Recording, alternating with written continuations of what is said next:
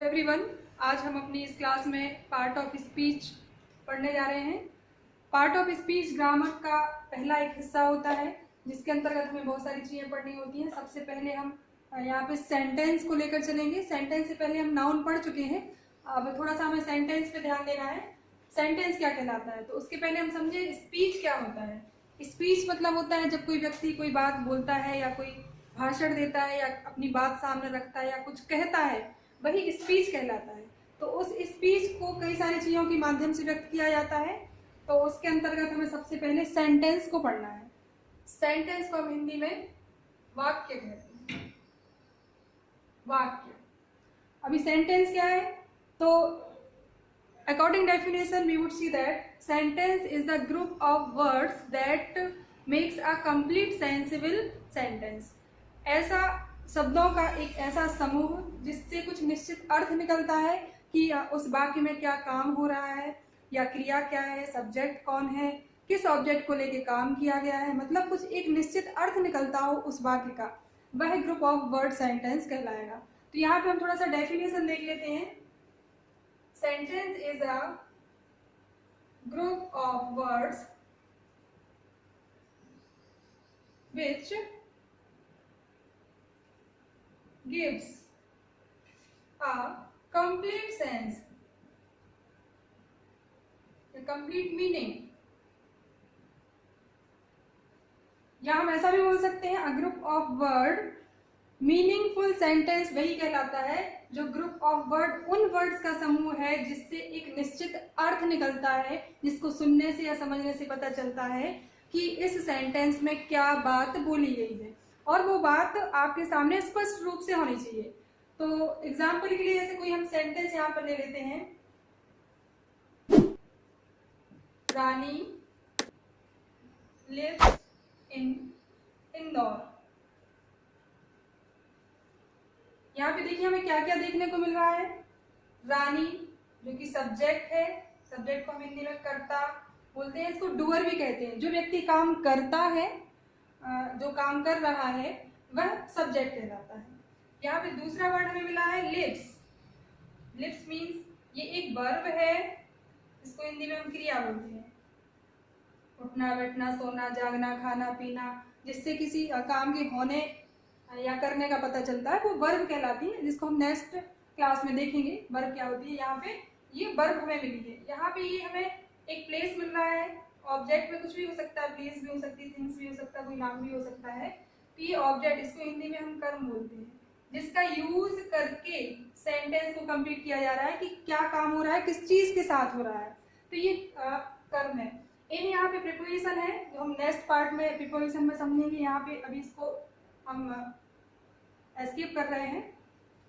इनका मतलब होता है मैं, इंदौर में रहती है, रानी इंदौर में रहती है, तो प्रीपोजिशन में हम देख लेंगे। तो यहाँ पे हम ध्यान से देंगे तो यहाँ पे सब्जेक्ट मिला है, वर्ब मिला है और ऑब्जेक्ट मिला है। कहीं कहीं हमें हेल्पिंग वर्ब भी मिलेगी, वो टेंसेस के अकॉर्डिंग हम आगे पढ़ेंगे। हेल्पिंग वर्ब भी हो सकती है सेंटेंस में। तो ये कंप्लीट सेंटेंस है, रानी इंदौर शहर में या इंदौर में रहती है।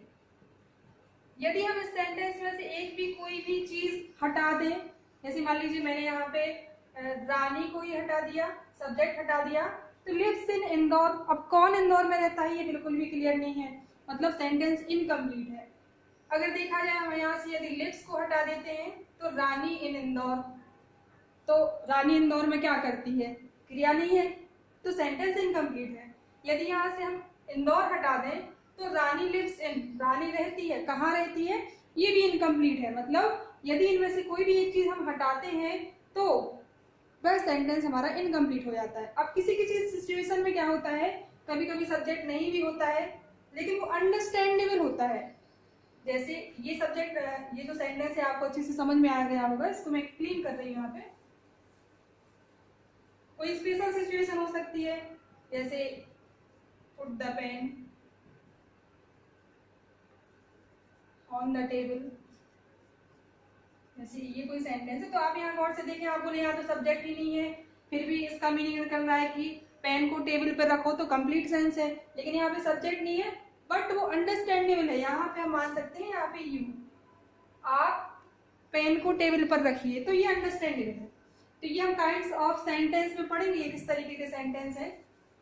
यहाँ पे डेफिनेशन के आधार पे हमें इतना समझना है कि a group of words which gives a complete meaning, शब्दों का एक ऐसा समूह जिससे एक निश्चित अर्थ निकलता है, बात समझ में आती है कि क्या बात हो रही है, क्या काम हो रहा है, वह सेंटेंस वाक्य कहलाएगा।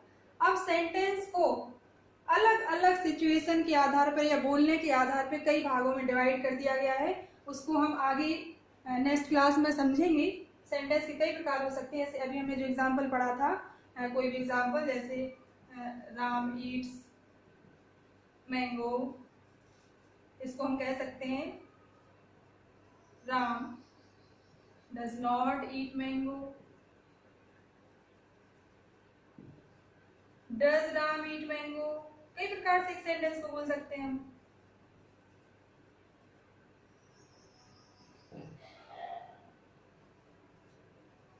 ईट मैंगो है ना। तो ये कई प्रकार से मैंने सेंटेंस को लिखा है। राम ईट्स मैंगो, राम आम खाता है। Ram does not eat mango, Ram आम नहीं खाता है। डज राम ईट मैंगो, क्या राम आम खाता है।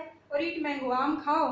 तो ऐसे कई और भी प्रकार के सेंटेंस है जो हम काइंड्स ऑफ सेंटेंस में पढ़ने वाले हैं। यहाँ पे जो मैंने एग्जांपल दिया है वो फर्स्ट सिंपल सेंटेंस जो सबसे ज्यादा इजी है, इसमें ना तो कोई नॉट का यूज हुआ है ना ही किसी साइन का यूज हुआ है। दैट मीन्स ये आपका सिंपल सेंटेंस है। असर्टिव बोलते हैं इसको ही डिक्लेरेटिव बोलते हैं, इसी को स्टेटमेंट भी बोलते हैं, और साधारण शब्दों में हम बोलते हैं ये हमारा सिंपल सेंटेंस है।